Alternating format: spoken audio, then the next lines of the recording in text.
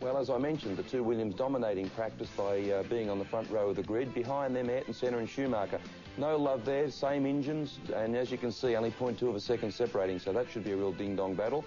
On the third row, Michael Andretti next to Patrese and the other Benetton.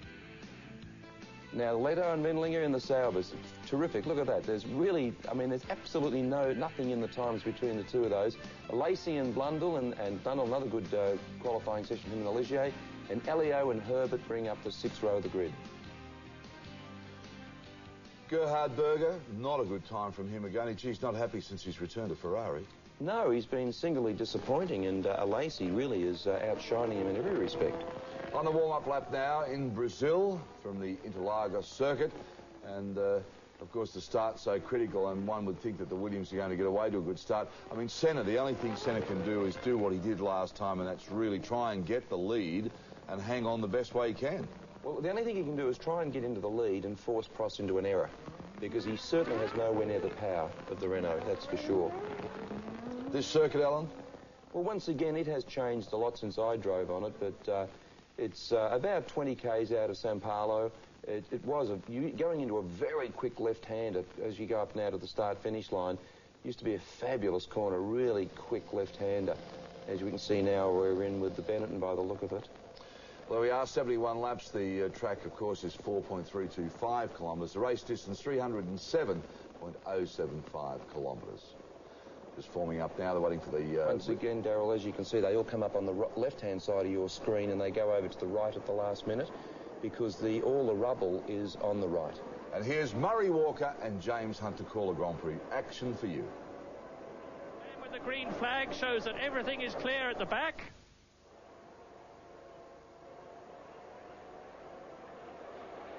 The Brazilian Grand Prix is go. Prost gets away. There was a very quick start at the back, but leading into the first corner, it's Alain Prost and Ayrton Senna goes through on the inside and takes second. Michael Andretti went off on there you see Michael Andretti off on the outside, and that'll be a big disappointment for him. A very short Brazilian Grand Prix as Ayrton Senna got inside Damon Hill quite predictably. A good start by Senna, but Hill quite rightly taking it very cautiously after his bad opening lap in South Africa. And here we see the start again. Now there's Senna going inside, and Michael Andretti on contact there with another car. I can't quite see who that is. And two cars off. I think it was Riccardo Patrese, but we'll soon be able to check. But anyway, those two cars got off at the start. Why no, it wasn't Riccardo Patrese. So Alain Prost, there they go. You just saw the flash of the McLaren going off, and now it was a Ferrari, so it was most likely to have been Jean Alesi who started ninth on the grid, making a terrific start behind Andretti. But now it's Prost leading, Senna second, Damon Hill in third position. In fourth place it's Alesi, so if it was a Ferrari, it was Gerhard Berger. And there's the replay. My goodness, that's a big one. That is a very big one indeed. You saw on the replay a colossal impact, and over the line goes Prost leading, Ayrton Senna in second position, and there is Martin Brundle out of the race on lap one in the Ligier.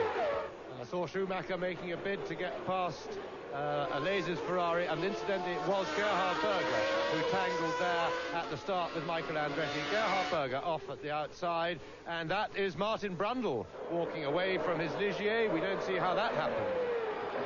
Well, Martin Brundle does not have luck at the beginning of the season. Last year he had a bad run in the Benetton at the beginning of the season, and the same thing is happening again for Ligier. But on the second lap, in the 71-lap race, Alain Prost is already impressing his mark in Brazil. He was almost 2 seconds faster than Senna in practice, but as you can see, Senna is holding on well, considering that he's a lot of horsepower down in the McLaren. Yes, and he was struggling to be 2 seconds slower than the Williams all through Friday and Saturday practice and qualifying. Prost, we know, takes it nice and easy at the start and builds up into his race speed, looks after his tyres, and I'm quite sure Prost is taking it very easy. But most impressive in third place is the way Damon Hill has approached the opening laps of this race. He's taken his time and he's going to play himself in gently, and that's very sensible after his dramatic start in South Africa. But Michael Andretti had a tangle in South Africa in the early laps of the race. He's had another one here. He qualified better this time, but the American certainly so far struggling to get to grips with his newly chosen career in Formula One.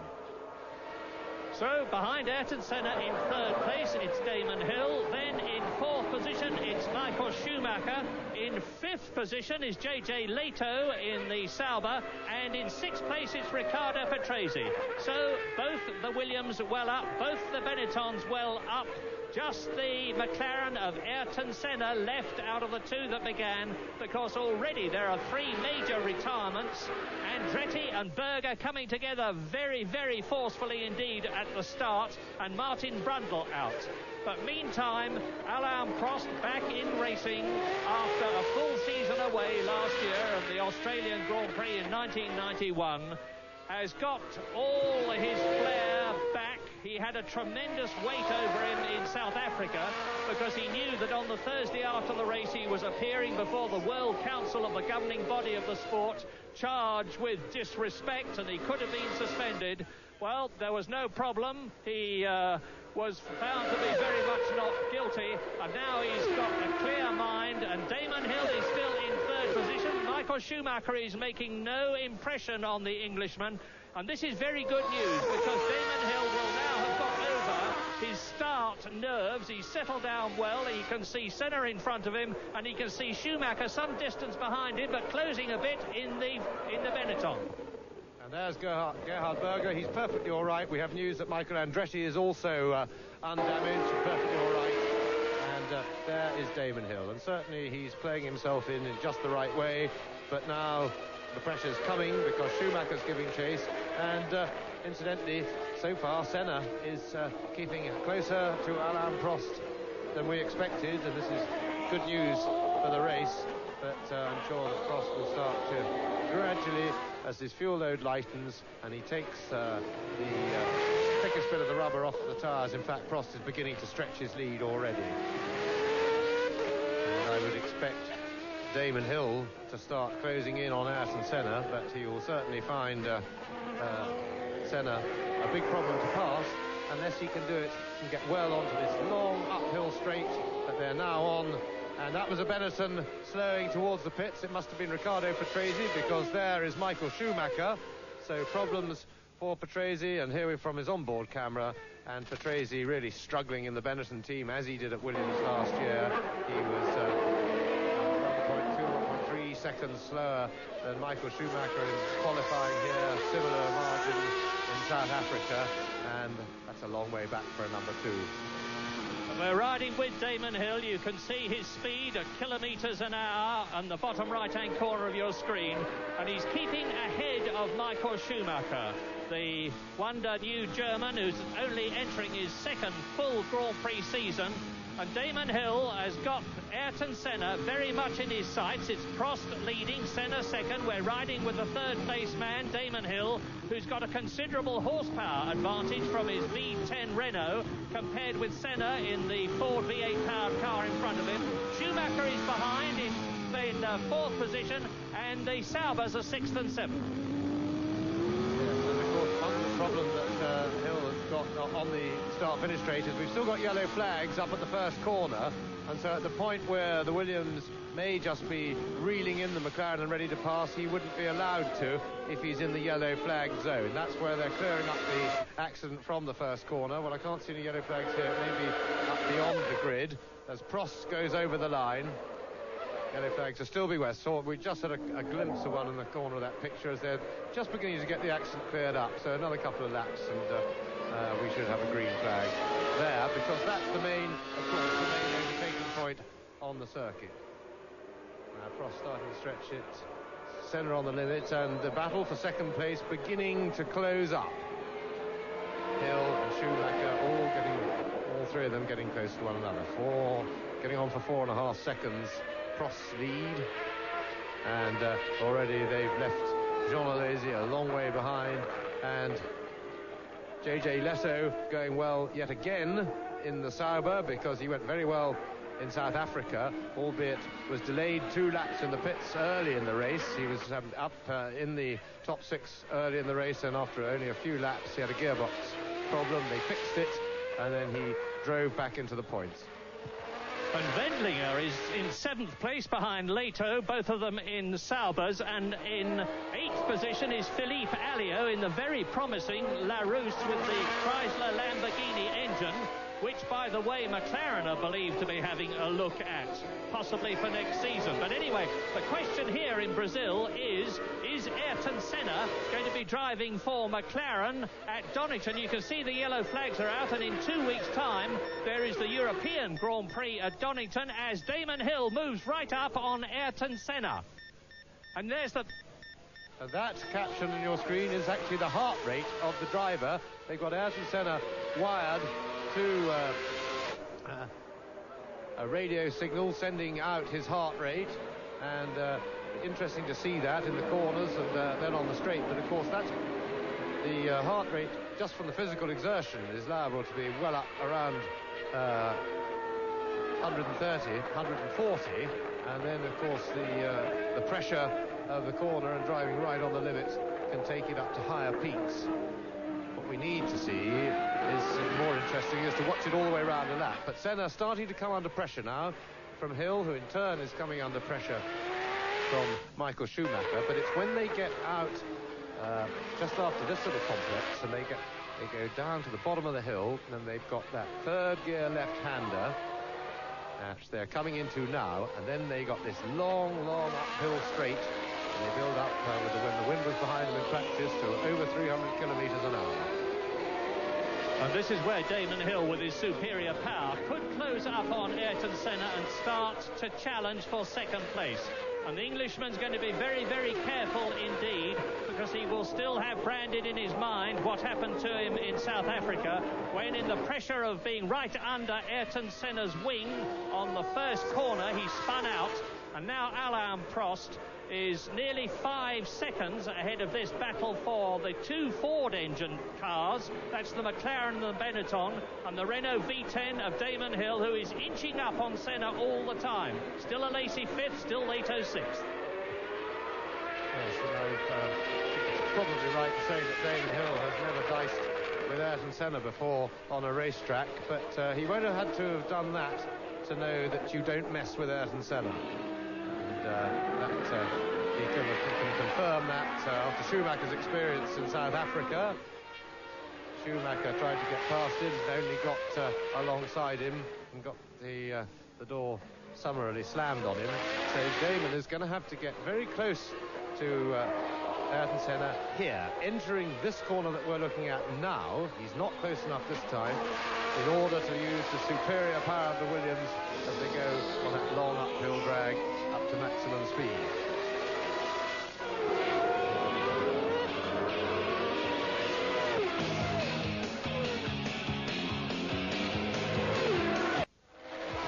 Welcome back to the Brazilian Grand Prix. 9 of 71, Prost, Senna, Hill, Schumacher, Lacey and Leto, the top runners for you. Alan Jones, poor Michael Andretti. I mean, what a dreadful start to his career. Yes, Daz, but I think with all due respect, that was his fault, because looking at it, it looks like Berger was trying to come up on him, and he literally just moved over onto Berger, and that's when they collided. So, you know, maybe he's going to have to look a little bit more closely at that himself. All right, that's the situation as Alan Jones sees it. Let's go back now to Murray Walker and James Hunt. Extra power of the Williams. Will need a mistake in a corner by Hill for Schumacher to pounce on it. But he will try and stay close for just that eventuality.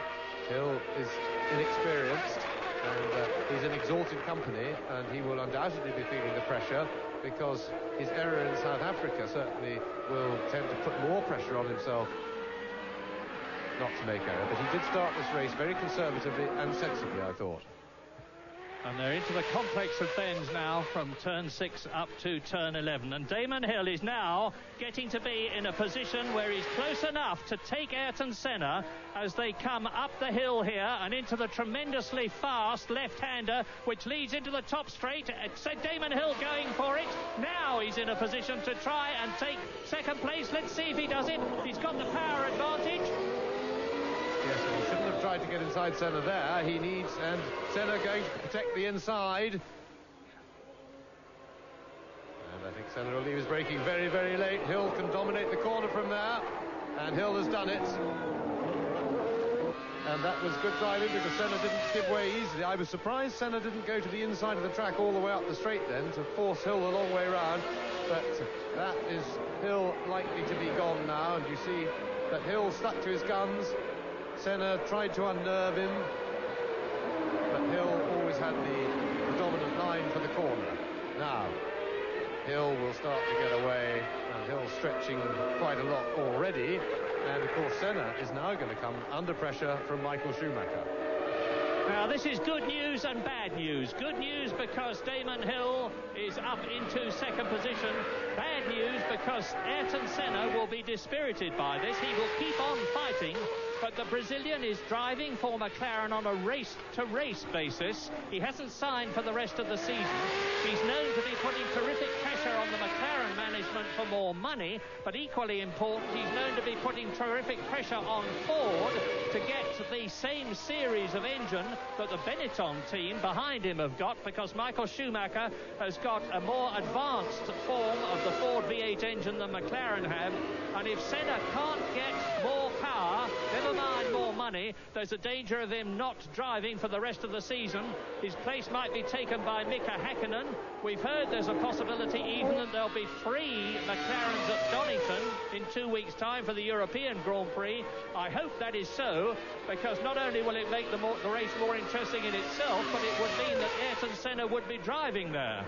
But we've got to hope that Senna can stay within sight of Damon Hill, and the Englishman is driving a magnificent race, because even with the power advantage that he's got, to have taken the 3 times world champion as convincingly as he did was a very big feather in his cap.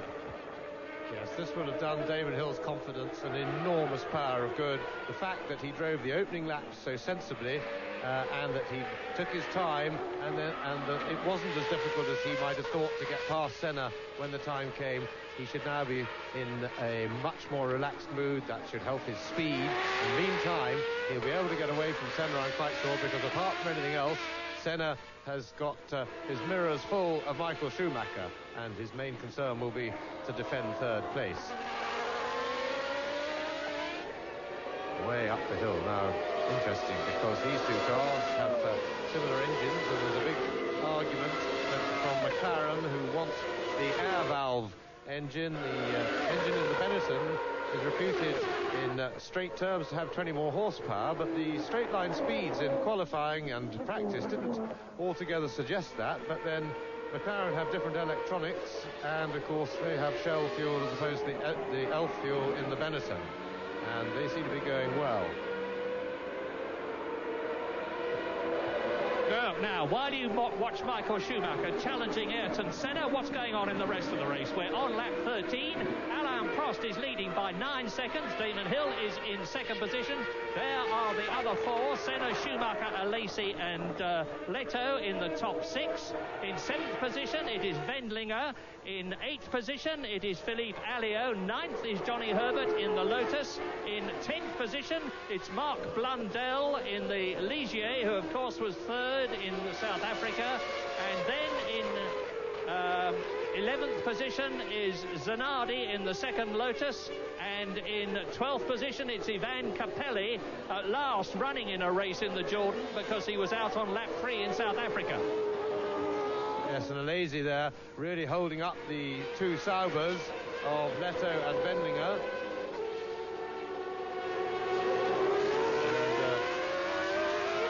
Surprising that they can't, that the Saubers haven't got the pace on this long power straight to get past Alesi, because we'll get a look at it now as they go away up the straight if we stay with it, because Leto is extremely well placed. He's attacking,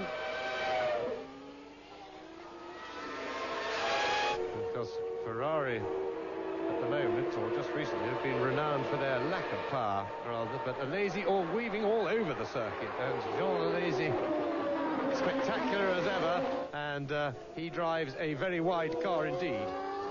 Yeah, and that was where he took Martin Brundle off last year in the Benetton, because Brundle was pushing Alesi last year as hard as Leto is now, and Leto's looking all the time. To be fair to Alesi, the Ferrari is very, very difficult to drive this year. They have active suspension when they did not have last year. It's a long way from being right.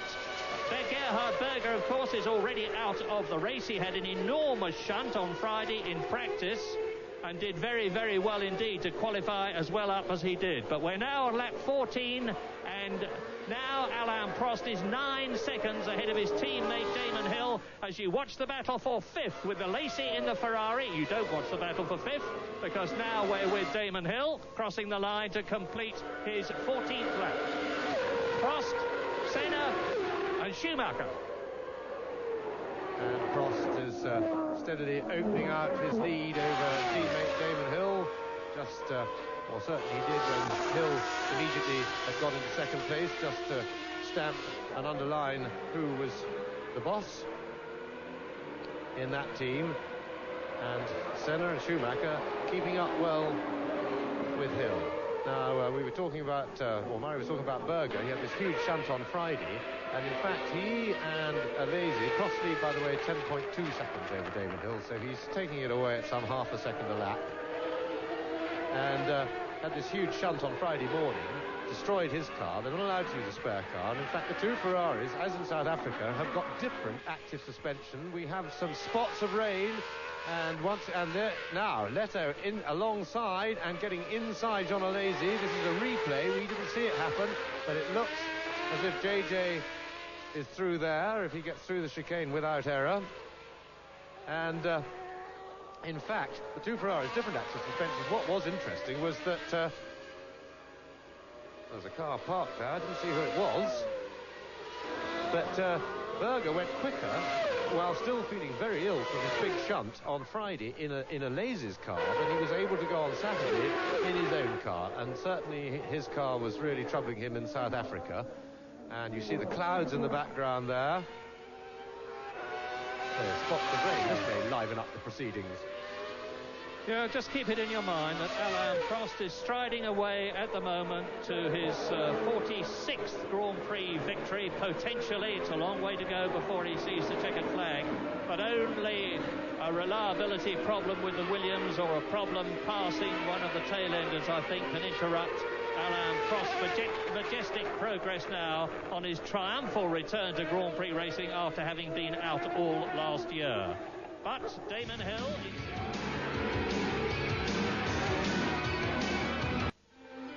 18 of 71, Prost, Hill, Senna, Schumacher, Leto and Alesi. Well, Alan Jones, the thought of rain could make this race a little bit more interesting as far as pit stops now are going to be very critical.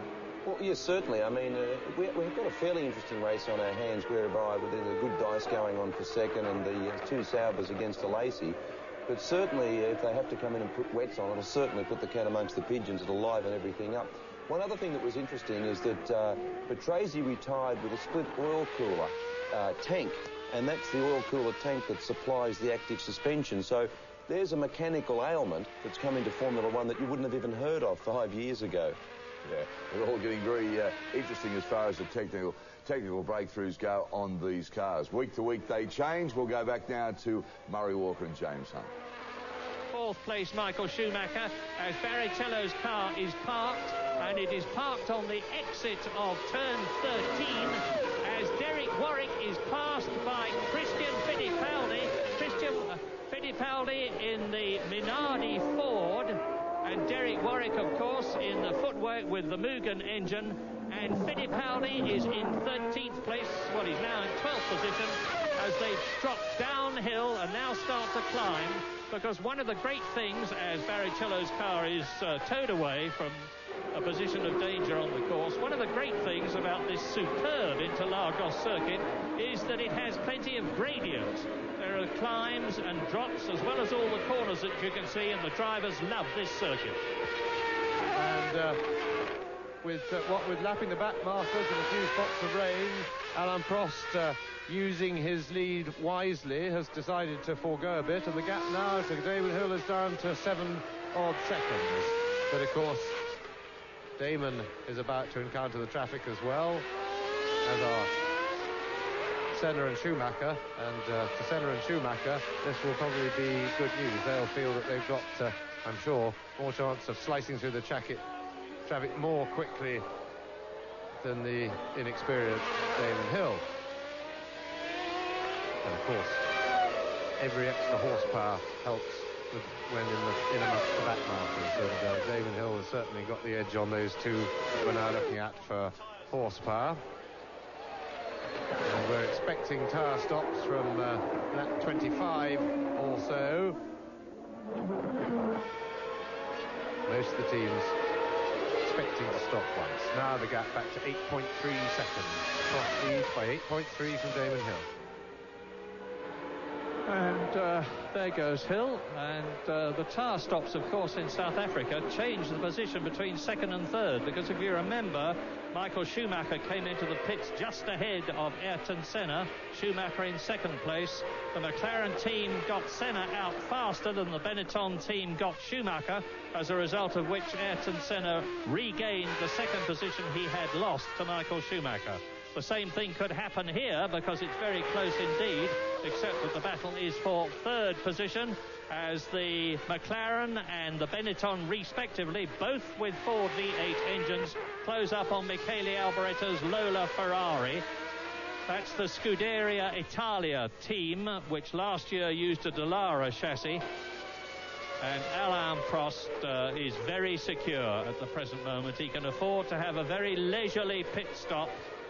And we all recall the problems that Nigel Mansell had in the past with pit stops that went wrong, notably that one in Portugal where the wheel came off, and that's the last thing that Williams will want to happen to their superstar, three times world champion Alain Prost, who looks as though he's on his way to his 46th Grand Prix victory, as JJ Leto, who is now in fifth position behind Michael Schumacher, comes up, and Schumacher takes Alboretto and looks across at the Italian. Doesn't look very pleased with him for some reason. Yes, and Leto in fifth place, and still Wendlinger still struggling to get past Jean Alesi in the extra wide Ferrari. As we look at Ayrton Senna.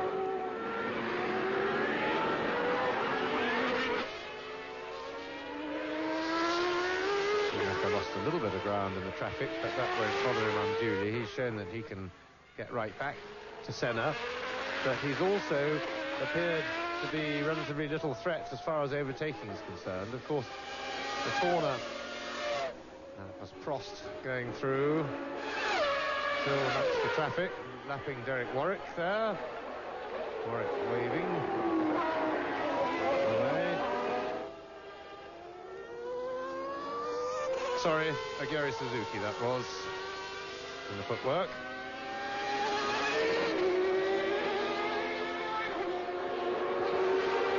Suzuki, the Japanese driver, and now here is race leader Alain Prost, carrying number 2. I've told you before, but I'll tell you again, that Alain Prost is number 2 because there is no number 1 in this race, or any race this year in the World Championship Series, because it is traditionally carried by the world champion, who of course is racing in Indy racing this year. That's the McLaren team, who are obviously now, it looked to me, I only had a quick look at the tyres, but it looked to me as though they were getting a set of Goodyear wets ready with their asymmetric tread, and that could be very significant indeed for Ayrton Senna. And the world champion, incidentally, for I'm sure you all know, did an extremely good job for Grand Prix racing last weekend by dominating his first kart race and showing real class. In the meantime, their top man, Michael Andretti, over here, still struggling to get to grips with Formula One, but we give him more time because he certainly made a better showing in qualifying here Interlagos than he had done in South Africa, and there was an improvement there, but he comes with a reputation of being a tremendous charger and racer from America, but so far he's charged twice and charged into contact and off the road, and that is a worry for the future. Schumacher closer to Senna. Now let's hope our producer stays with this shot all the way around, because this is as close as Schumacher has been, and of course it's the corner onto the straight that matters.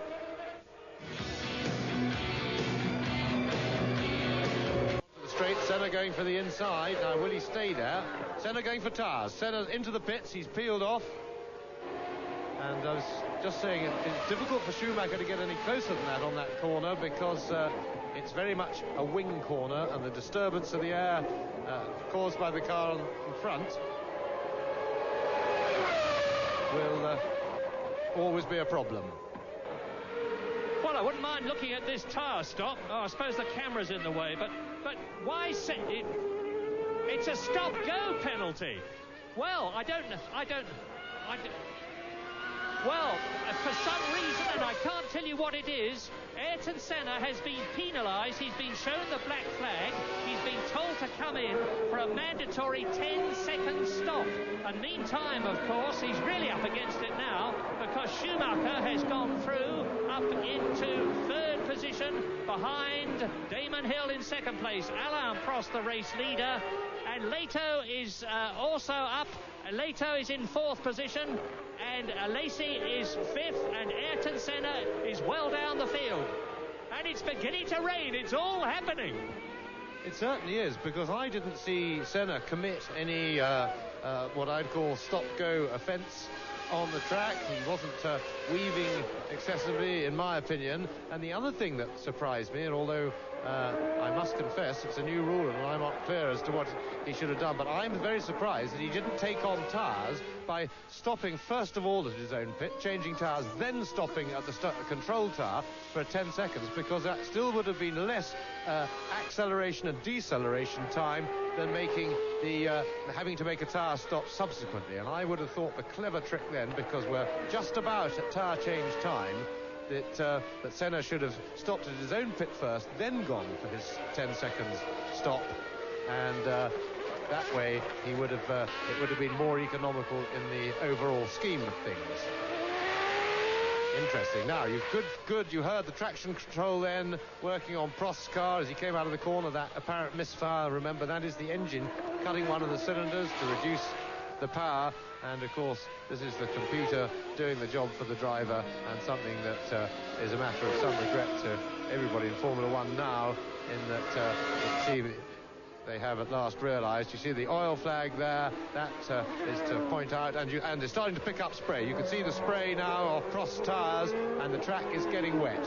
So now I wouldn't be at all surprised if this rain is covering all of the circuit. We're trying to look out of the back of the circuit to see if it's raining down the back, but it looked worse here on the start-finish line. Well, meantime, I can tell you that Ayrton Senna is in fourth position. Prost is leading, and you're watching him now on lap 27 by 10 seconds. Second is Damon Hill. Third is the man you are looking at, Michael Schumacher, and he is some 25 seconds ahead of Ayrton Senna, who is in fourth place. Fifth is J.J. Leto, and down to sixth position in the Ferrari is Jean Alesi. Seventh is Carl Wendlinger, and in eighth position is Philippe Alliot.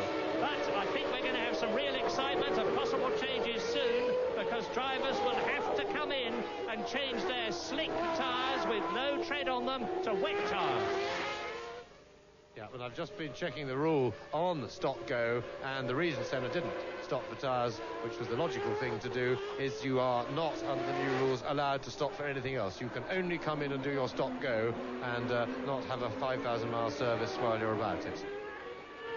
It's very interesting, James, that the one race that Ayrton Senna does not seem to do well at is Brazil. The year he won, if you remember, he finished in a state of absolute exhaustion, slumped in the cockpit of the car, and incidentally it was slopping wet then too. He just got home to win the race, but time after time in Brazil, Ayrton Senna has gone down for some reason or another, whereas time after time, Alain Prost has won. Alain Prost, of course, has been in Grand Prix racing now for some 13 years, including the one he didn't actually drive last year. He's won 6 times in Brazil, but he's also had a lot of seconds and thirds. Brazil is for Prost, but Brazil does not seem to be for Senna. Yes, it works like that, I think, Murray, for all drivers. They have, and it's nothing to do with the way they drive. Sometimes you're lucky and the rain is really coming down and Senna is still charging on. And it's wet, much wetter here than around the rest of the circuit. And that, of course, is why people... But Senna is coming in now. Is he going to put on wets or is he going to put on more slicks? Because whilst there is cloud about and wet tyres for Ayrton Senna, he's still got the labels on, France, thanking you. Look at that. Still with the labels on. 6.9 seconds now. Senna's got an advantage. The others will have to come in, notably Alain Prost. Remember, in South Africa, Alain Prost very sensibly came in immediately after Senna to change tyres. That's the best time to do it, so that you don't lose any time to the man who has changed to a better tyre for the circumstances. And there is the race leader, Alain Prost, on his 29th lap. Surely he must come in at the end of this one to change onto wet tyres. Well, he stayed out. And I think that Senna has gone for a bit of a gamble here, because Damon Hill's coming. So Damon is in for tyres. He's on to wets, and that's a sensible thing to do, because these things are pretty nasty to drive on slick tyres when you're, or certainly to race on slick tyres. Traction control working, but the misfire as Damon goes away, but that's a deliberate misfire. And we were all agreed in this business that getting the car pointed straight out of a corner and then just being able to floor the throttle and have a computer decide how much power goes out is very bad for Grand Prix racing, and happily that amongst other driver aids, computerized driver aids, are going to be banned next year.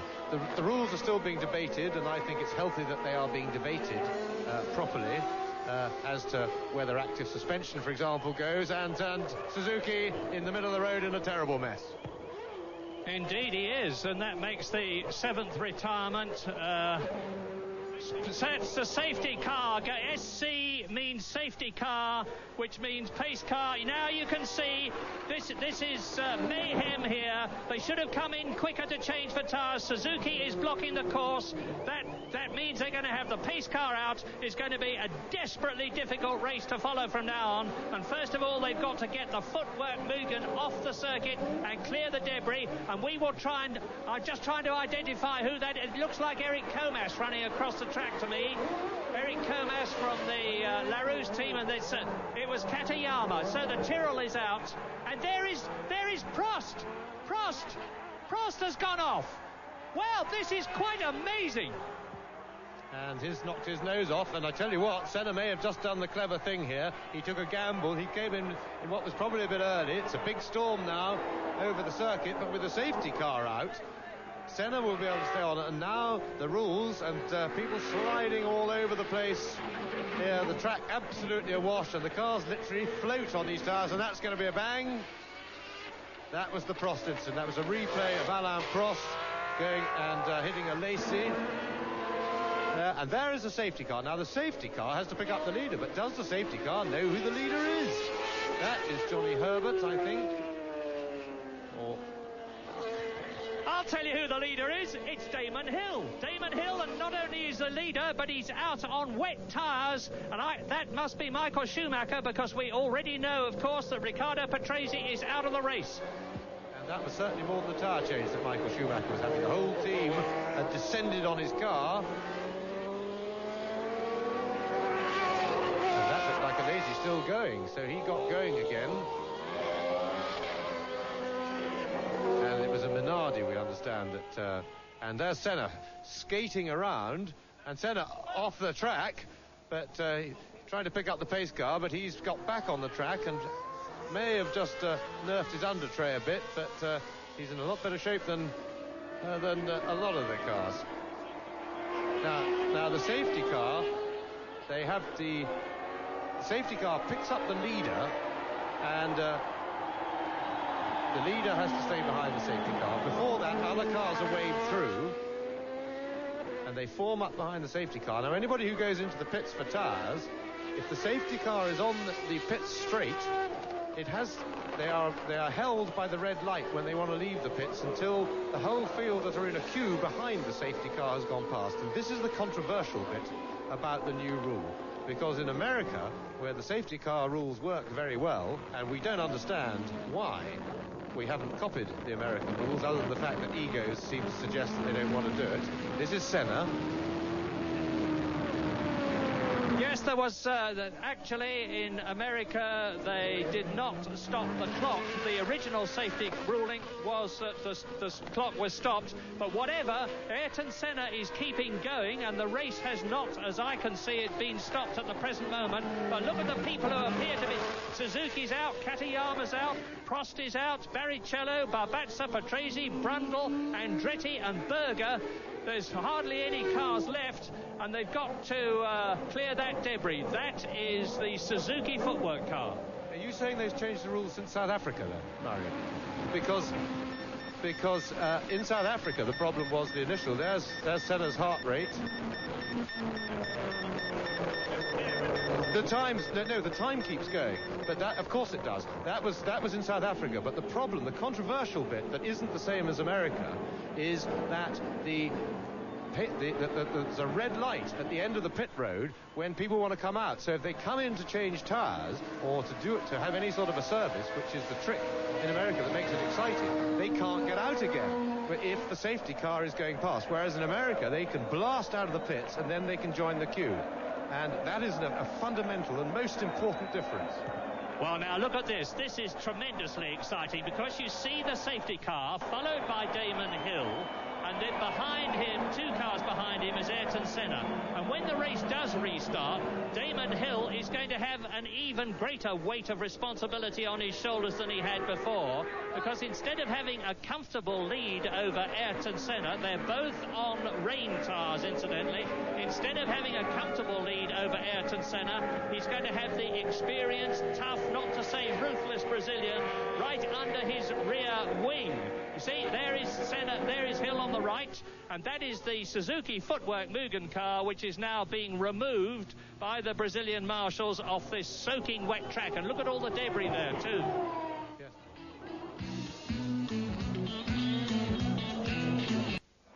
Well, how sport is so unpredictable and how changes can be made at a blink of an eye. 34-71, Hill, Senna, Schumacher, Herbert, Lado and Alesi. Now, AJ, we're seeing the pace car being used for the first time in Grand Prix racing. That in itself is fairly exciting, but now that Senna has closed up on Hill, can he outdrive him in that car on those tyres in those conditions? Well, yeah, I think he can. I mean, certainly Damon's got a far superior car, far superior chassis, far superior engine. But I tell you what, Ayrton Senna in the Brazilian Grand Prix will be the biggest carrot that you could ever hang in front of anybody. And the beautiful part about it, when the pace car goes in, it'll be on for young and old, and I think Ayrton will be going for it. We've waited a long time to see the pace car system work. Are you happy with it? Do you think it's as good as it could be?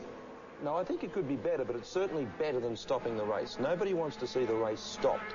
At least this way, we get the continuity and get people coming in, putting the wets on, and keep the thing rolling along, and then when it pulls on, bang, we've got a race on our hands, and that's good.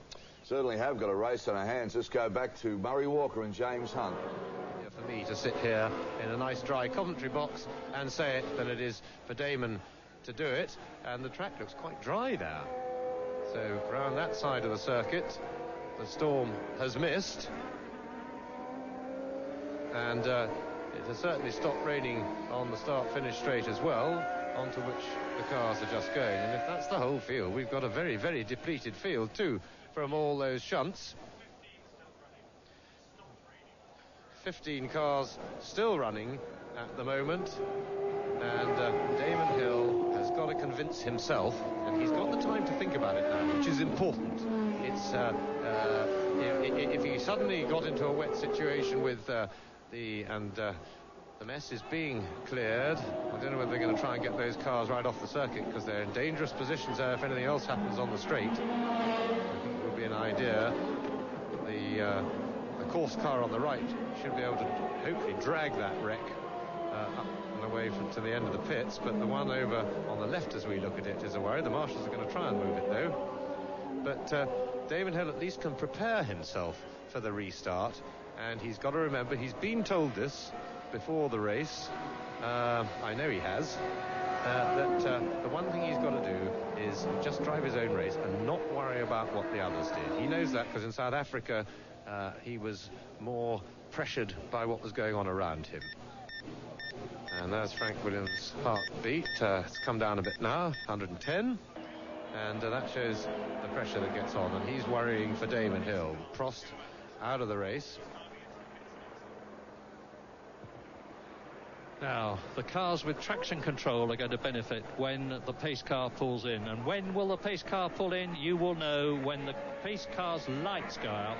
It means he's pulling into the pit lane, with Damon Hill in the lead, and he is now on his 33rd lap out of 71, with Ayrton Senna behind him in second place. Now, I was saying the cars that have got traction control are going to benefit. Look at that rain cloud over Sao Paulo. What is traction control? Well, it is an electronic arrangement where as soon as the rear wheels start to spin, the power from the engine to the gearbox is reduced until the wheels stop spinning. And that means to say that it takes a lot of the skill that the driver would normally apply to driving the car away from him and gives it to a computerized system, which is bad news, and that's one of the reasons it's being stopped next year. There are 15 cars still running out of the 26 that started. They are on lap 33. This is the first time that the pace car has really been out in a Grand Prix, and thus far it seems to be working well, because instead of having the race stop and everybody reform and it's very difficult to know what's going on, at least we've got some excitement and interest, which is going to heighten when they start going again. Yes, and the reason I think that we had such a dramatic sequence of events when the rain came down then was it was the worst possible scenario, in that storm only hit half of the circuit. So that was, for example, why Prost stayed out on dry tyres, because only really the main start-finish straight was properly wet, and wet tyres don't work well on the dry, and vice versa. And that problem still exists because it's wet. Whilst it's wet here, we've seen that most of the rest of the track is dry. And not only is it a problem, at least the drivers know, but when to change tyres is going to be A, a critical decision, and B, a jolly difficult one. I wonder if Derek Warwick is going to be the white man when the safety car goes in and move over and let Senna and Schumacher, who are immediately behind him in second and third places, immediately go by and attempt to catch and pass Damon Hill. That's going to be interesting to see. Knowing Derek Warwick, I have every belief that he will be the white man. Also, the restart is going to be interesting from the point of view that it's a rolling start, and none of these drivers are used to rolling starts, and there's no precedent in Formula One about who goes when and how. In America, they're all used to it, and they know that when the pace car signals that he's going to go off, out of the last corner, basically, they start racing, and they boot it.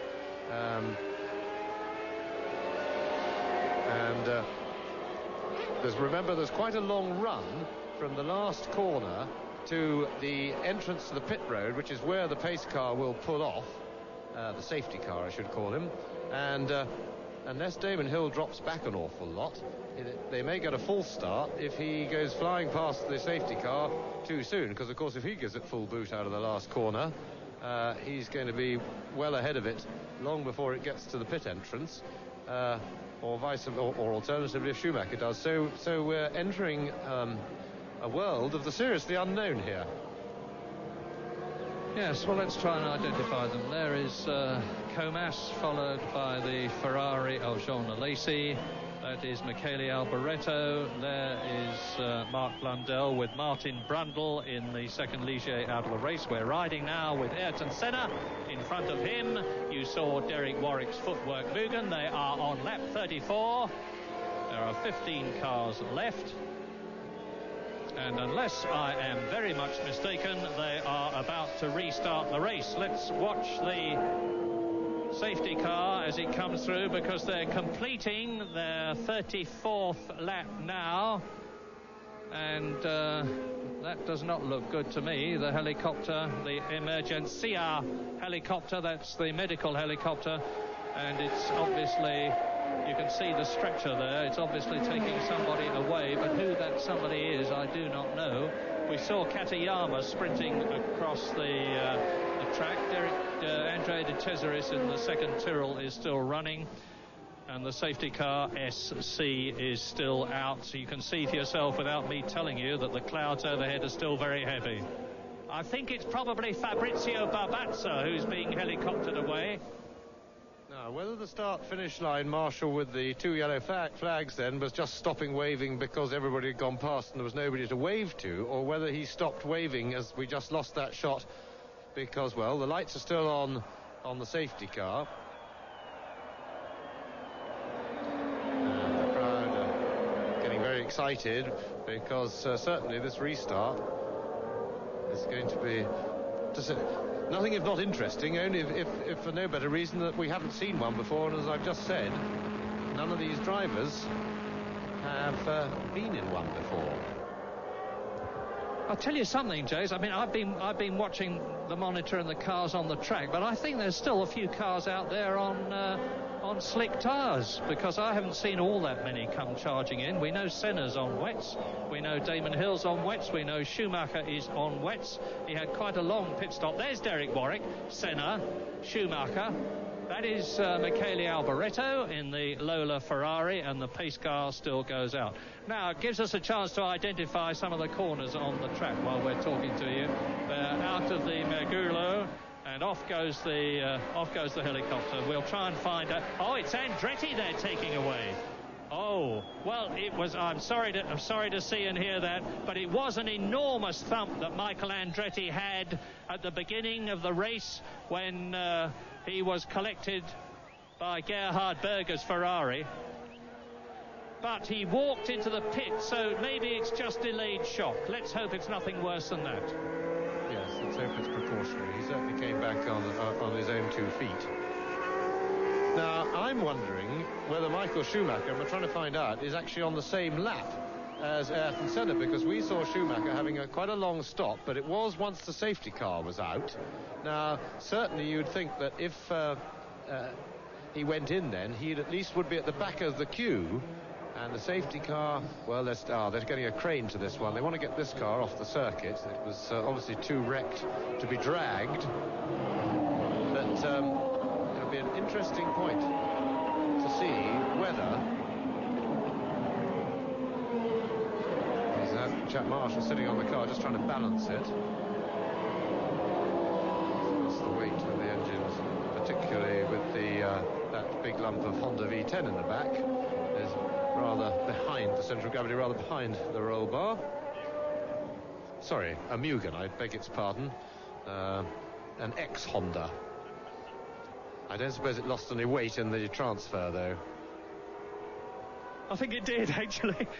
I know the Mugen people have done an enormous lightning job on the V10 over the winter, but irrespective of that, it started off life as a Honda, and although it's got some lighter metals in it now, it's still a pretty hefty lump compared, for instance, with the V10 Renault.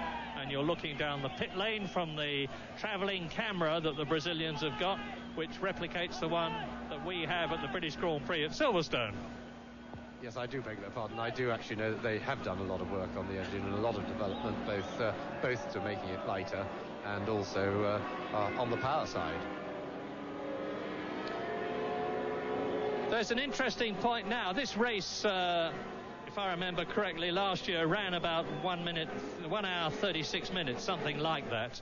And now, with the pace car out, there's a possible situation where the race would run more than 2 hours if it was to do the full 71 laps. Now, the ruling says it's been running 1 hour so far, and we're just about halfway through it, so it's going to be nip and tuck. But if the 71 laps cannot be completed in 2 hours, then the time ruling takes over and the race lasts 2 hours and the checkered flag comes out at the end of those 2 hours, irrespective of how many laps they've covered. So we're having to know our rules in this race, and the safety car being out for the first time is taxing quite a lot of us. Here it is. Yeah, the problem is I'm not sure that we do know them. It is quite difficult, and but having said that, there are a lot of people down in the pit road who are pretty unsure. Now, the pace car still got his lights going, so I would strongly suspect that this is going to be the last lap with the safety car, because the safety car has stayed out. His lights are going, but the yellow flags are stationary now on the start-finish line. Now, he's turned his lights off. His lights are off. Now, he should do another complete lap and then peel off into the pit road. Held yellow flag. Now, I was speculating that Schumacher and the yellow flag at the start-finish line and the safety car sign has been taken in. I was speculating that Schumacher, if he's on the same lap as Senna, it would surprise me how he got there, because after that long pit stop, you're not allowed to overtake the traffic when you go out, and I can't quite understand how he got out onto the circuit after that long stop during the safety car in that position. Well, it looks now as though the safety car is going to come in at the end of this lap, which would be lap 37, and if that is the case, it would have been out for 8 laps, and we're going to have the safety car is speeding up as much as it can, but of course the speed that the safety car can go is nothing compared with the Formula One Grand Prix contestants behind it. And now Damon Hill, I can imagine him, if the safety car is coming in as they go into the complex of corners here. This is turn 7, which leads into the sweeping left-hander, turn 8, up to the hairpin now at turn 9, the Bico do Pato. It's a second gear, 55-mile-an-hour corner at racing speeds, and the green flag is out. Now that means to say, as they go into the hairpin, after which they have the Magulo and turn 11, turn 12, climbing the hill, to turn 13, the uphill one, which leads into the top straight, and Damon Hill now has got all the pressure on him, because the safety car will certainly be peeling in. Now, is Derek Warwick going to move over and let Senna and Schumacher through? The safety car is giving it lots of welly now. The course is fairly dry here, and Warwick closes up on Hill. And is Senna going to close up on Warwick to try and get past the Mugen as quickly as he possibly can? Now it's critical. Don't forget that Derek Warwick is well behind, and into the pits comes the safety car. The Brazilian Grand Prix restarts on lap 38, and it's all one race. And Damon Hill sprints away over the line into the 38th lap in this 71-lap race. The course is wet. Hill is on wet. Senna is right up behind him. He's got ahead of Warwick, and now Schumacher is trying to get past the Englishman. And this is the supreme test for Englishman Damon Hill, as Johnny Herbert goes into the pits and Michael Schumacher gets past Derek Warwick. So the first 3 in respectively Williams, McLaren and Benetton cars are, I was going to say, all together, but Derek Warwick shuts the door on Michael Schumacher, who therefore is losing time and distance, but now gets past the footwork Mugen and sets about catching the Ford V8-powered McLaren of Ayrton Senna. Well, the excitement is well and truly with us again now. There's 15 cars left out of the 26 who started. Michael Andretti has been helicoptered away to hospital, but he walked to the pit after he had crashed, so we hope it's nothing more than delayed shock. But Alain Prost is out of the race, and so he is not going to get his 10 points. The Frenchman, 3 times world champion, went out of the race on the wet, knocked the nose cone off his Williams, and so now it's a battle between the inexperienced Damon Hill. This is only his 4th Grand Prix, and Ayrton Senna, the 3 times world champion, who is driving in his 144th Grand Prix. And I must say that if I had to put money on it, I would put it on Ayrton Senna, because Damon Hill, sensible and mature as he is as an individual, is very inexperienced in Grand Prix terms in comparison with Senna behind him. This is only Damon Hill's 4th Grand Prix, and 2 of them were in the Brabham last year, which was not the best of cars. Yeah, but I fancy Damon Hill to hold this together. He's got a little bit of air, he's got the speed of the car, he's seen what he can do in the dry, and he's pulling away nicely from Senna on the drier parts of the circuit. And remember, the Williams showed us last year that it has just as much, if not more, superiority on a wet track over the others to the superiority it enjoys in the dry. We saw that in the Spanish Grand Prix last year in Barcelona, and at other times. Senna may well charge in the wet, but he's not going to be able to get close enough, and the circuit, of course, is going to dry pretty quickly, although storm clouds are still around. Yep.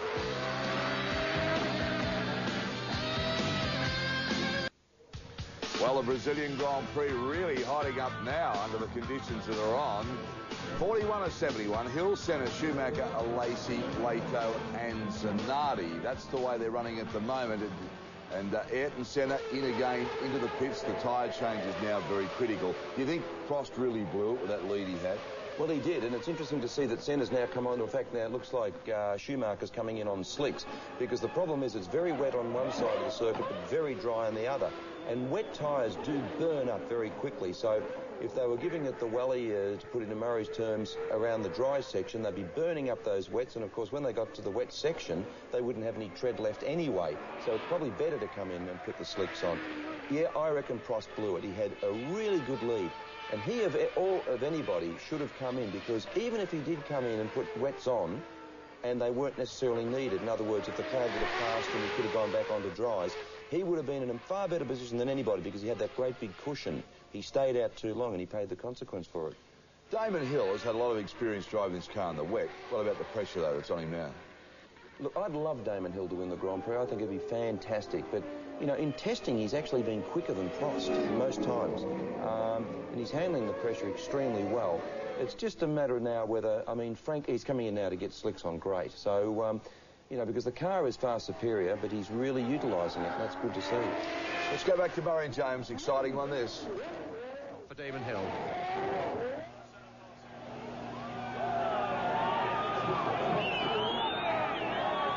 It's a good one, and he's got away pretty well from the stop too. And Senna coming up the straight now with Schumacher.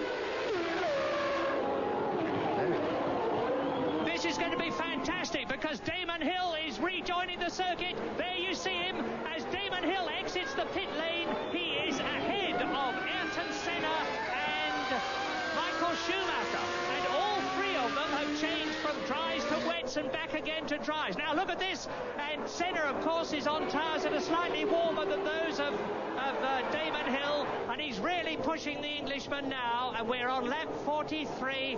Schumacher has had a stop-go for some reason, and Senna is challenging for the lead, and Senna leads. Oh, Senna uses all his superior experience and takes the lead in the Brazilian Grand Prix from Damon Hill. And that was inevitable, really. Damon had to feel his way into the tyres. Damon has done the right thing, quite honestly. Rather than fight Senna, Senna already had a lap and a half's experience in the conditions, and that was good driving by Damon, because he can now tail Senna, and he can get this lead back.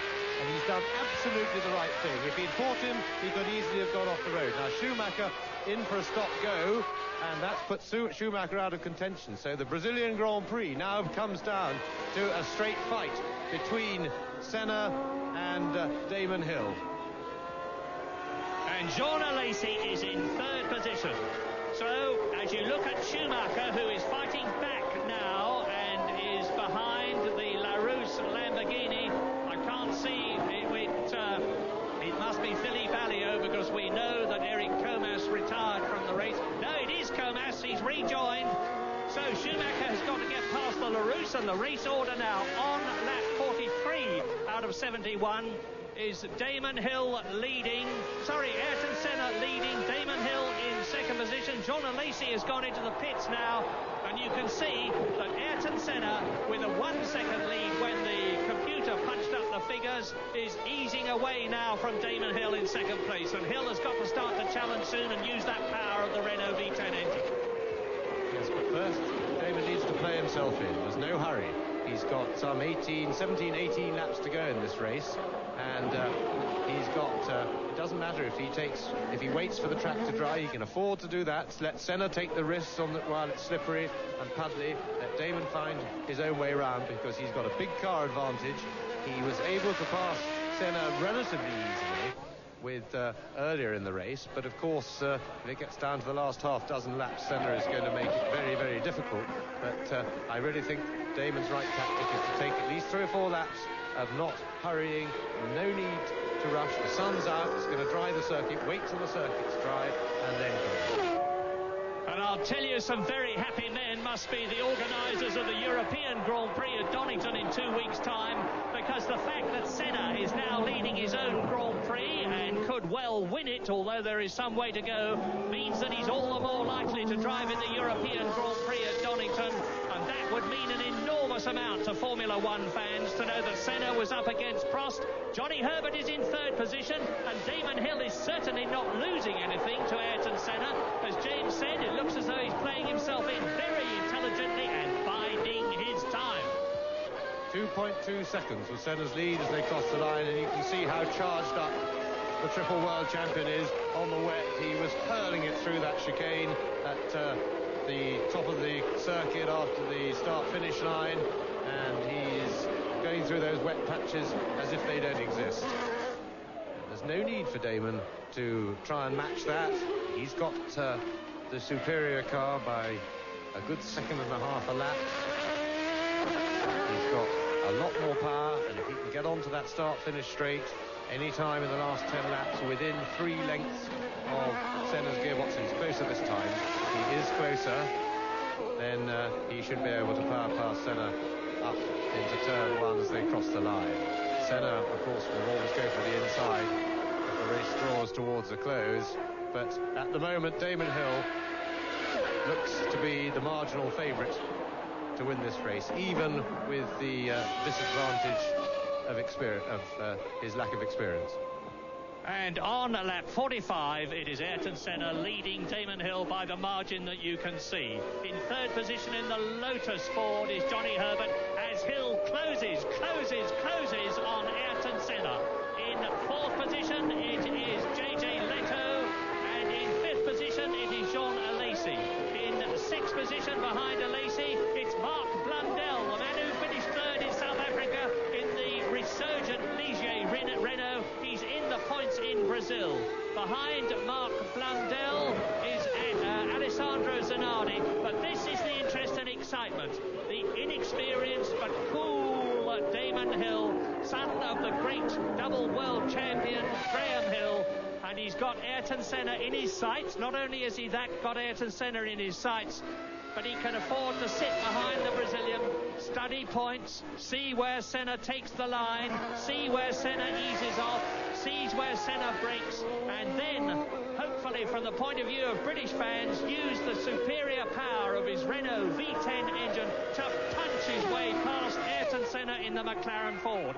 Watch this! The good news for Damon Hill is that the last couple of corners onto the main straight are just about dry now, so he can afford to attack there without taking any undue risks, and he's closing right up on Senna. The gap now under a second, 0.9 of a second, and as Murray rightly says, we can see the gap. We don't really need a stopwatch anymore, because Damon Hill is using his car advantage. He's caught Senna, now he's just about caught him. His job now is to work out how he's going to get past him, and that involves working out how he's going to get right on his tail on that third gear corner onto the main straight. They're going to the Twisty Infield complex now. Jean Alesi has gone into the pits again, and Mark Blundell up to fifth. Johnny Herbert, we've already told you, in third place. And Alacy's had a stop-go penalty. There seems to be an epidemic of stop-go penalties in this race. So, and we think that there's a good chance that it was for passing under the pace car, and that may well be why Schumacher got his as well. I speculated. I wondered how Schumacher managed to get onto Senna's tail on the same lap when he'd had such a long pit stop during the pace car, and there is Herbert really charging. Johnny Herbert in third place. Now, Senna in turn one, with Hill closer still. And Alesi has dropped behind Mark Blundell because that's an old caption because of his stop-go penalty. But this is the battle for the lead. And it looks as though Damon Hill is shaping up to take it. I remind you, he's got the power advantage, and he's got the psychological advantage now of knowing that earlier in this Brazilian Grand Prix, he caught and passed 3 times world champion Ayrton Senna on his home ground. If he's done it once, surely he can do it again. Well, Senna goes through. It's Alboreto in front of him, holding him up in the Lola Ferrari. This gives Damon Hill the opportunity to close right up. And Senna dives through on the inside. Is Alboreto going to let Hill through? Let's have a look. Let's have a look. Yes, he has. Hill is still there. In fact, he's closer than ever to Ayrton Senna. And if he can get under the McLaren's wing here, it could be the lead for Damon Hill as he goes into the 48th lap. They're out of the top corner now. This is his opportunity. Saw how Senna went into the corner slowly, and that's experience for you. Let Hill close up, and I expect that's oil and a mess on the screen, and the reason he goes into the corner slowly is so that he can get the power on much earlier, and you saw he got the power on earlier than Damon Hill there, was able to stretch his lead, and that spray coming off of Senna's tyres onto the lens of Hill's off-board camera. So Senna stretches the lead away down the back straight. So Senna survives the first crisis. That was a crisis from Senna's point of view. It was reflected on his heart monitor, but he's coming up to another crisis because just when he doesn't want it, as there are 2 more back markers in front of him, he wants to try and put them between him and Damon Hill. Well, that is Luca Badoer in the first one, and he's got a car between him and Hill, and that will make him feel a lot more comfortable. And I think that may be Alesi's Ferrari ahead of him. It is a dramatic race with stop-go penalty, and he doesn't want to be held up onto the straight because Hill is now behind Senna, but probably a bit too far behind, and in fact the Ferrari will now give Senna a bit of a tow.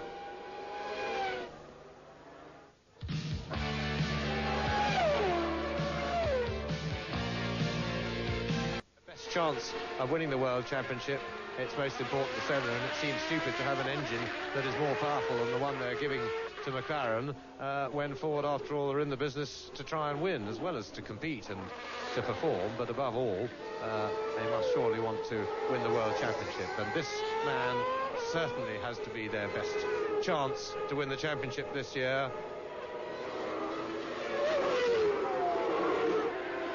Senna got enough lead now behind.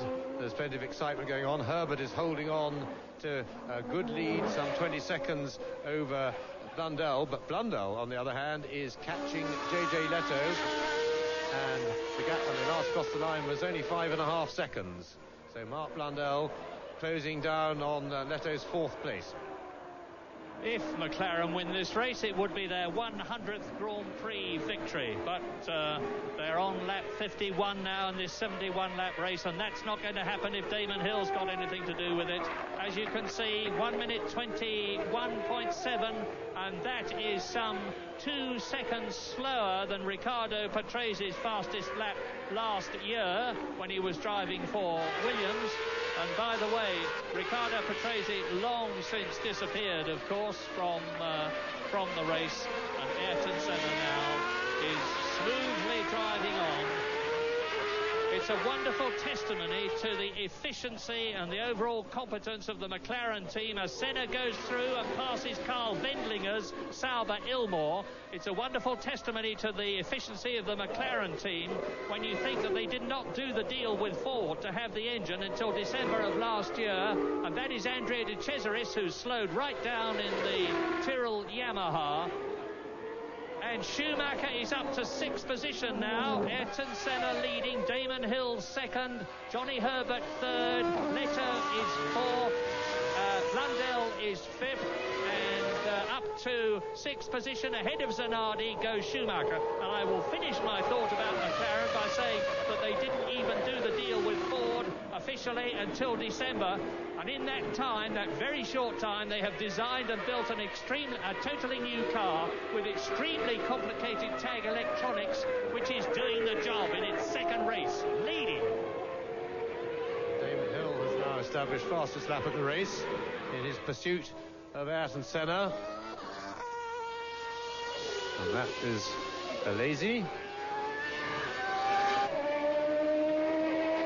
But we don't want to see that. We want to see the battle for the lead.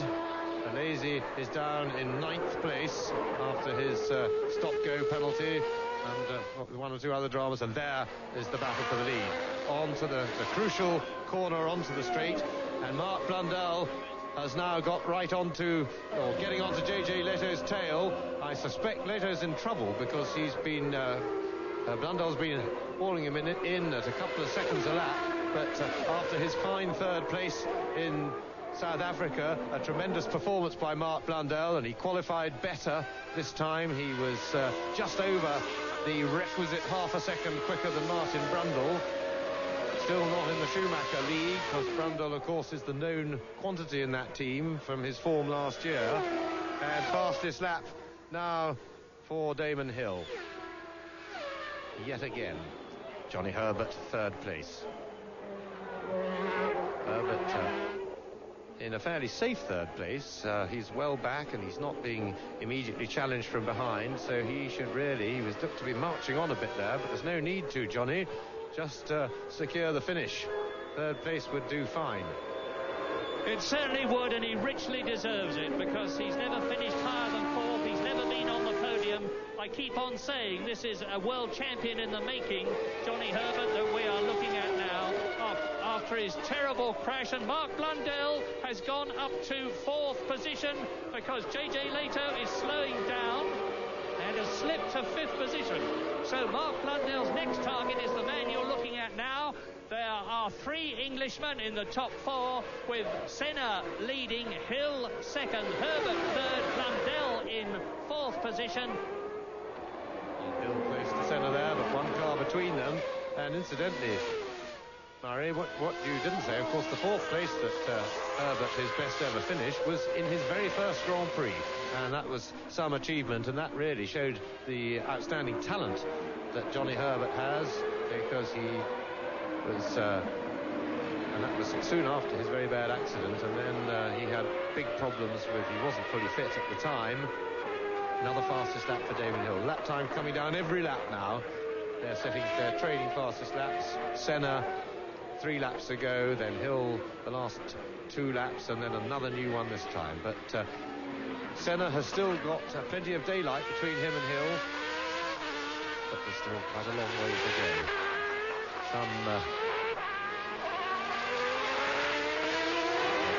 54th laps of 71.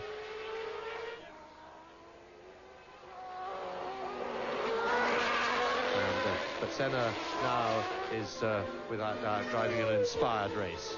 He's got tremendous incentive in front of his home crowd, not just his home country of Brazil, but his hometown of Sao Paulo. And being in the lead of this will be worth 20 of that 50 or 60 horsepower deficit that he's got on the Williams Renault. 1991 it was that Ayrton Senna won his only Brazilian Grand Prix, and now Filipe Alliot in the Larousse Lamborghini is being caught by Senna, but is not being passed by him at the moment unless Filipe Alliot moves over, and he's not exactly famous for that. I remember Nigel Mansell and he had a colossal coming together in Portugal, but Senna is past him. Now is Damon Hill past the Frenchman in the Larousse Lamborghini? If he's not, he's lost time. And now it's Derek Warwick in the footwork Mugen, and Hill is held up. Hill is held up. Alliot is not conceding. This is really Senna at his very best, because whereas normally, being in the lead, you are the man with the disadvantage in the traffic, Senna is actually playing the traffic to his advantage, and he's using the traffic to keep ahead, to keep enough daylight between him and Hill, because he's diving past the back markers. And this really is touch and go. And there is Mark Blundell in fourth place, now quite a comfortable fourth place. And Michael Schumacher now chips in with the fastest lap, but he's down, I believe, in sixth place. In fifth place. Schumacher up into fifth place. Well, sliding the car about, and that's a sign of confidence, and I was very hopeful that his third place in South Africa would give him a real leg up in confidence, and it appears to have done so. It's Damon Hill passing the footwork of Derek Warwick. And Mark Blundell driving an absolutely super race, the man who was out of Grand Prix racing last year when he was tester for the McLaren team, having previously been tester for the Williams team. So he's got a lot of experience of top-level racing cars with Williams and McLaren. But last year he drove in only one race. He won it, and what a race to win, the Le Mans 24-hour race, as a teammate to Derek Warwick in the Peugeot team. But Mark Blundell must be giving Martin Brundle a bit of an inferiority complex, because Mark finished well ahead of his Ligier Renault teammate in South Africa. Third place for Blundell, and now he is up into fourth position in his second Grand Prix for his new team. And the Ligier team, of course, will be absolutely overjoyed. As you...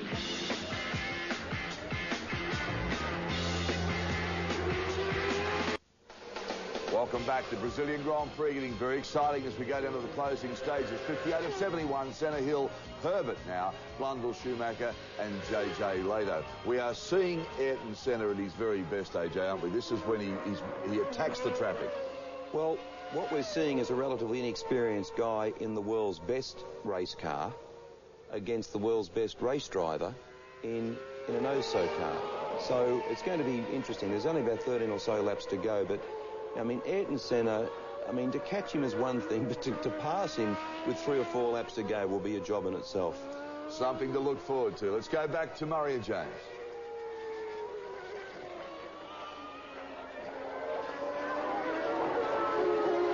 It finishes. We're on lap 59 now, with Senna leading Damon Hill by nearly 5 seconds and pulling away, with Michael Schumacher in 5th place, closing up on Mark Blundell, who is 4th.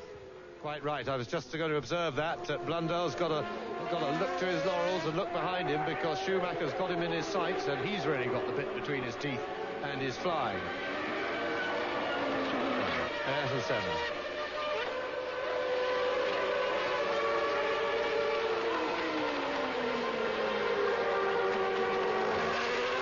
Still keeping plenty of empty track between him and Damon Hill.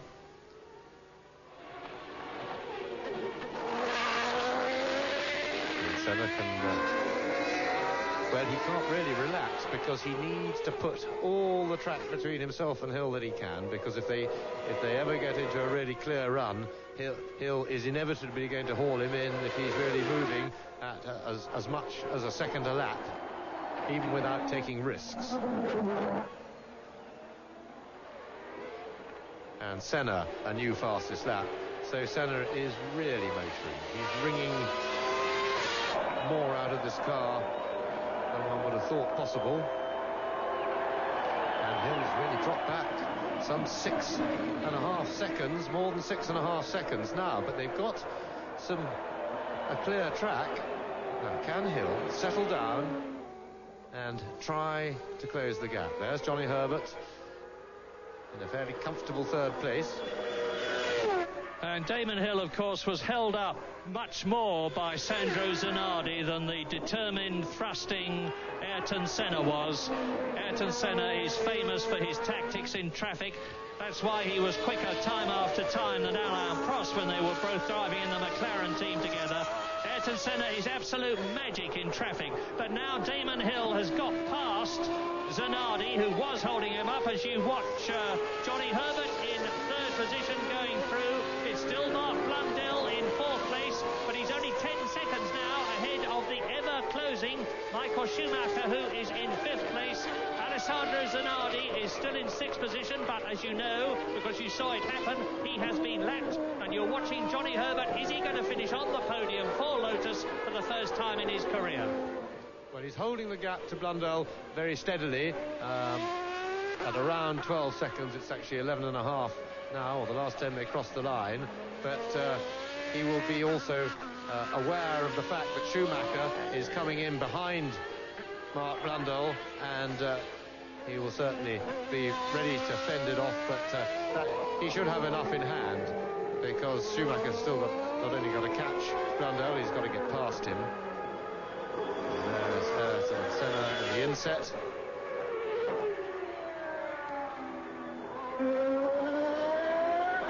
Herbert goes over the line, and we watch Herbert. I just hope that he's taking it steadily. He doesn't need to hurry. But this man is in a mighty big hurry, because he needs all the daylight he can get between himself and Damon Hill. He knows that Hill has the wherewithal to close that gap pretty quickly. Look at the crowd. The crowd waving like mad, and the weather is still unsettled. Having a look round, there's another storm cloud around. Ayrton Senna, of course, is a demigod in Brazil, and if he wins here for only the second time in his career, it would make him even more popular, if that's possible to imagine. But what magnificent races. Damon Hill in second place, Johnny Herbert in third position, third Englishman Mark Blundell in fourth place are driving, with Michael Schumacher still behind them, but still catching, and Ford engine cars first and third, and the Renault engine of Damon Hill in second place. I have a sneaking suspicion that Damon may have received orders from the Williams pit to take it easy and not to take up the cudgels and chase Ayrton Senna, but to settle for 6 points and to take it easy and to take the good points. I just get the feeling that Damon could be doing better than this if he was allowed to, but it would be in keeping. Frank Williams is a conservative thinker tactically, always has been, and he likes to see his cars finish, and there's nothing wrong with that. And we have news on Michael Andretti. He had a bump, and he's been through the scanner and has been found to be fit. So all is well with Michael Andretti, and that's very good news indeed. And you can see here Mark Blundell in fourth position, and you just saw a flash in the previous shot of Michael Schumacher, who is fifth and is catching the Englishman. But there is Senna in the inset. Now watch both pictures if you can. Senna leading, there's Blundell fourth, behind him Schumacher fifth. But what a fantastic negotiating position Ayrton Senna is going to be in at the end of this race if he wins it. He will be able to say to Ron Dennis, there we are, I've given you a win in only the second race of your new car. He will be able to say to Ford, now give me the engine that's got the horsepower and I'll continue to win for you. And there he is in the inset. We are now on lap 63 out of 71, and it does indeed look as though Ayrton Senna is on his way to his second Brazilian Grand Prix win. Yes, and I don't think that we're looking at Damon Hill now, and I'm not sure that it's tactical. I now think that maybe Hill has slowed down a lot, and maybe he's got a problem. In which case, Herbert will be aware of that and could start looking to be chased. But here is the battle for fourth place at the moment. But it would appear that Hill is likely to have some sort of a problem, because if he'd been told to take it easy, he wouldn't be slowing down by over a second a lap. Which is what he's losing, more than the second a lap to Ayrton Senna now. So Ayrton Senna now well established, and it looks as if he only has to stand up to win. Well, there's 40 seconds between Johnny Herbert, who is third, and Damon Hill, who is in second place. So even if Hill has got a problem, he's got a lot in reserve. But Mark Blundell most certainly has not for fourth position, because the charging Michael Schumacher has overcome his 10-second penalty stop-go situation in the pits. He's right on the tail of Mark Blundell in the Ligier Renault, who looks as though he's about to lose fourth position as they come into the top straight. Now, this is where Schumacher will close right up, but he's got less power than Blundell, so that's incredible bit of driving. Yes, let's watch the Renault power here, because it's the second division Renault engine, but it's still a very powerful engine, and theoretically more powerful than the pneumatic valves Cosworth that Michael Schumacher enjoys. But Schumacher getting out of the pit chicane more quickly. Bit of earth on the track there that's been scuffed onto it by somebody who's obviously erred from the straight and narrow.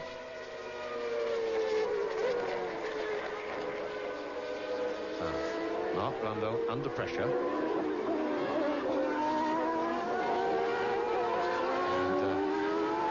Pressure is always greater when you know it's one of the chargers behind you, because Schumacher certainly is that. And he's got inside, but not enough. And Blundell coolly sticks to his line, sticks to his guns. He's going to have a go here, though. But this would be a mistake, because if Schumacher did get in front of him, if he dived inside there, for sure Blundell would pass him on the straight. Now, let's compare engine power here. Remember, of course, that Schumacher is in the slipstream. He has the benefit of the hole in the air made by the Ligier. And he's made it. Just a little grab on the left front brake there, puff of smoke, but Schumacher's made it inside, and that was a beautifully judged overtaking manoeuvre. See it again. Puff of smoke, and right on the limit. Blundell held very well, but Schumacher was not to be denied. Immense. Which would really raise his morale for the remaining 14 Grand Prix of the season. Yes, absolutely. This is just the race that Damon needs. It's been wet, it's been the safety car's been out, and he's come through it all, and he will have a much greater understanding from this of what a long slog a Grand Prix is, and how patience is a virtue that is much rewarded in Grand Prix racing. Oddly enough, as we know, it's a sprint, but it's a long sprint. Now untroubled, but the excitement behind is over. Johnny Herbert now, who has got a very charged up Michael Schumacher aiming at him. The gap, but Lacey is between them, and that will work in Herbert's favour. As they crossed the line last time, the gap was 4 seconds. Now Herbert, if he stays cool, and there is Johnny Herbert, should be able to fend it off, and there is Schumacher, and Schumacher is absolutely flying, but being denied by Lacey, who's 2 laps out of contention, and that will give Herbert a bit of breathing space, because Herbert also has a Ford engine, but he has a Division 3 Ford engine, and he certainly will be no match in the straight for Schumacher. And Schumacher, if he can get onto his tail coming onto the straight, is going to power past the notice of Johnny Herbert, and things look bad for Herbert now. They're on lap 68, still 3 more to go after this, as we see Schumacher at the replay going past the lady who did the gentlemanly thing and made room there. Now, this is a big test also for Johnny Herbert. He would love to get 3rd place. It would be his best result. But again, he has got to get onto the straight. He needs a good half a dozen lengths over Schumacher as they go onto the straight. If he can keep this lead as they go into the last corner, he'll be all right for this lap. But still 3 more afterwards. There's Senna, but Senna now untroubled, as I said before, only has to stand up to win. Now, Herbert gets onto the power early. And Schumacher will be picking up the toe from the Lotus. I think Herbert's going to have to go to the inside to defend his position. He'll be all right this time.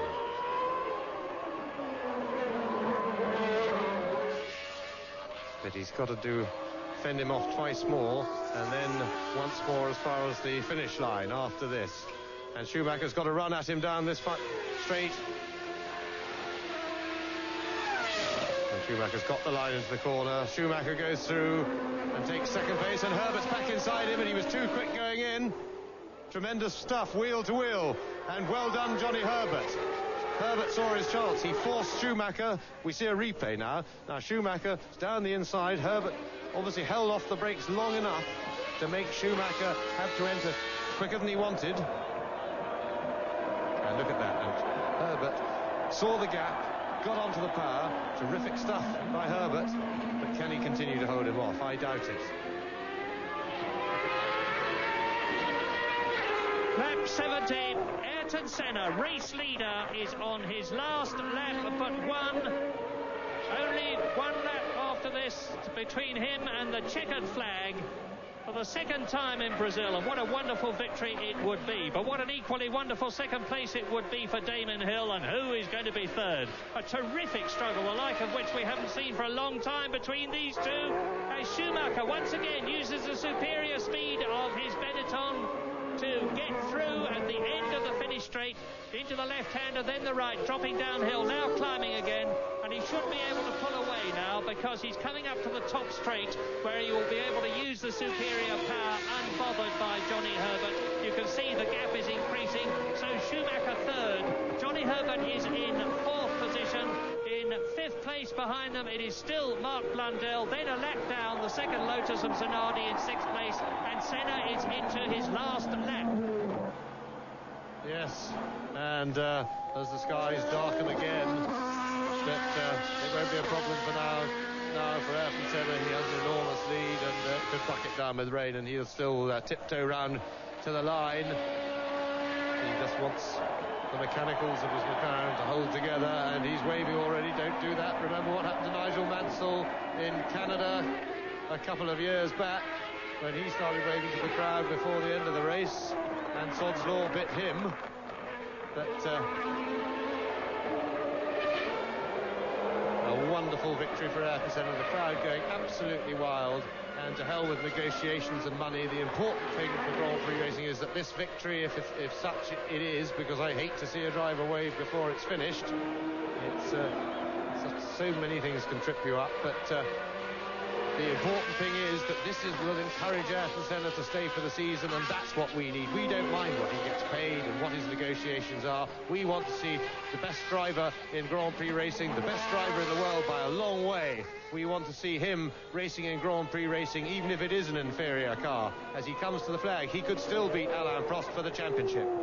And it will be his 37th Grand Prix win, and Ayrton Senna, to the delirious delight of his countrymen, wins in Brazil in his own time. Slows right down. This is the best thing that could possibly have happened for Grand Prix racing, and Senna's looking for that Brazilian flag, which is always ready for him, and here in Brazil he's got it. Now I say this is the best thing that could possibly have happened for Grand Prix racing, because so many people feared that Prost and Williams were going to dominate Grand Prix racing in 1993. Well, Damon Hill has finished second, but Ayrton Senna has won a magnificent victory. There is Damon Hill, and in third position it's Michael Schumacher ahead of Johnny Herbert in the Lotus. So McLaren wins, Williams second, Benetton third, and Johnny Herbert about 4 car lengths behind in the Lotus finishes in fourth place.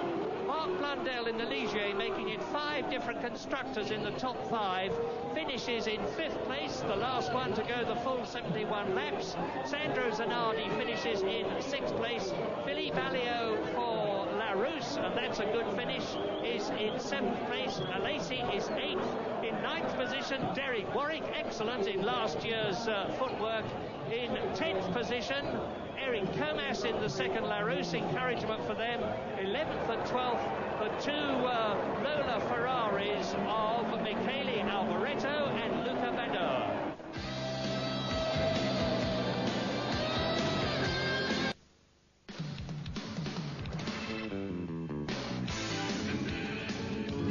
Years ago, and Rio was the venue for the opening round of the 1983 Formula One World Championship.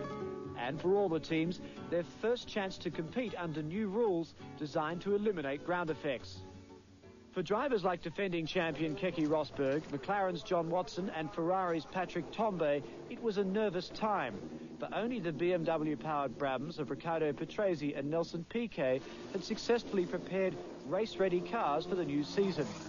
Rosberg's Williams, however, did claim pole position, and before 90,000 excited Brazilian fans roared off to a commanding lead.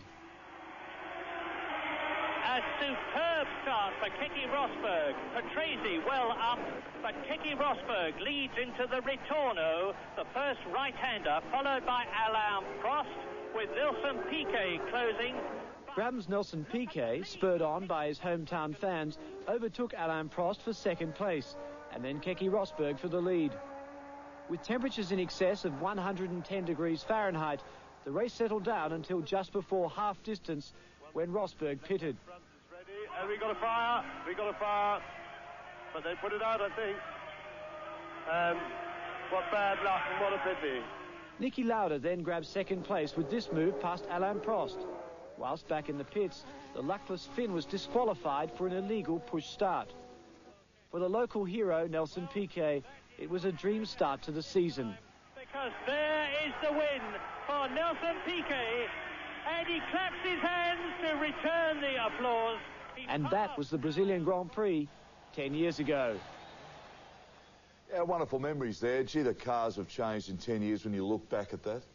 Yeah, well, obviously there's more driver input. You know, I was just discussing with you before the difference now between, say, IndyCar racing and Formula One. And Formula One is a development level, and IndyCar racing is a controlled level. And, you know, whilst I believe there is space for two of them in the world, and Formula One is about development and technology and so forth and so on, I wouldn't like them to get to the stage where they eliminate the driver's input completely, and they really should get back to the driving part of it. Some great old faces there, Keke Rosberg, Nelson. Yeah, well, of course, Nelson now making a comeback to Indy racing. Keke now racing touring cars in Europe and manages some of the present Formula One drivers, but great to see. Well, actually, we're talking to some of the staff from the Indianapolis Hospital at Surfers Paradise last Sunday evening, and they confirmed that Nelson Piquet is going to drive again this year in the Indianapolis 500, so that's a remarkable comeback. Okay, let's now join the celebrations, because this is one of the great drives from Ayrton Senna. And AJ, you talk about drivers that are drivers. This fellow here, this will be remembered for a long time. There's certain drives that a driver does during his career, and, you know, we all look at Fangio when he did that fantastic drive at Nürburgring back in '55 or whenever it was, and, you know, the gurus will sort of bring up instances of fantastic drives. This will go down as one of Ayrton Senna's greatest drives, because for sure he was in a car that wasn't as good as the people that he beat, and he just wrung its neck. He drove at 10 tenths the whole distance, made the right time, right tyre choice at the right time, took advantage of the traffic. Just brilliant stuff. And that's McLaren's 100th Grand Prix win. Yeah, well, I think now they might have outdone Ferrari, or they're certainly knocking on the door as the all-time Grand Prix winners. 3 behind Ferrari. Thanks, Daz. Just thought I'd correct you there, AJ. He is so big in Brazil, it's just unbelievable. But if it's at all possible, as Murray said, he'll be bigger tonight. Well, you know, I'm pleased for the fact that now he may hang around. I mean, I would have thought had he was beaten comprehensively tonight, he might have walked away from racing for a while, and that would have been a tragedy. Okay, let's recap results for you. Well, Ayrton Senna, brilliant victory. Damon Hill, his first Grand Prix, finished in second. Michael Schumacher, a storming drive by him to come up into third for those all-important points. Johnny Herbert, Mark Blundell, good drive from him. And Zanardi bringing home points for Lotus. Well, the World Drivers' Championship now is looking a little bit more interesting. Ayrton Senna with 16, Alain Prost 10. Damon Hill is equal third with Mark Blundell. Michael Schumacher in 5th, and Fittipaldi equals 6th with Johnny Herbert. Well, great stuff tonight. I mean, that really was one of the really good races, and Alain Prost will rue, I think, the decision that he didn't go in and change those tyres when he had such a commanding lead. Well, a European Formula One Grand Prix from Donington Park on Sunday the 4th of April. That's at 11:40 a.m. Eastern Standard Time, but check your local guides for that. And of course, Wide World of Sports next weekend comes from Surfers Paradise, the Australian Surf Lifesaving Championships. And of course, we'll include coverage of the Golden Slipper from Rose Hill. Then on Sunday afternoon at 5 o'clock, coverage of the Malaysian 500cc Grand Prix. So a huge weekend once again in sport here on Channel 9. It just keeps coming on, and we certainly hope that yesterday you enjoyed the coverage from Eastern Creek. That all continues next weekend. The motor racing just keeps coming, and the big sporting events. Well, AJ, you've got another touring race coming up shortly, touring car race. We wish you all the best for that. Thanks, Daryl. I'm really looking forward to it. Yeah, he's fired up, AJ, and every time he gets in the car, even to go shopping now, he puts the helmet on. Well, I'll just say I'm re-enthused. Good stuff. All right, I hope you've enjoyed our coverage right over the weekend of all of the sport, and we'll see you next time round on Nine's Wide World of Sports.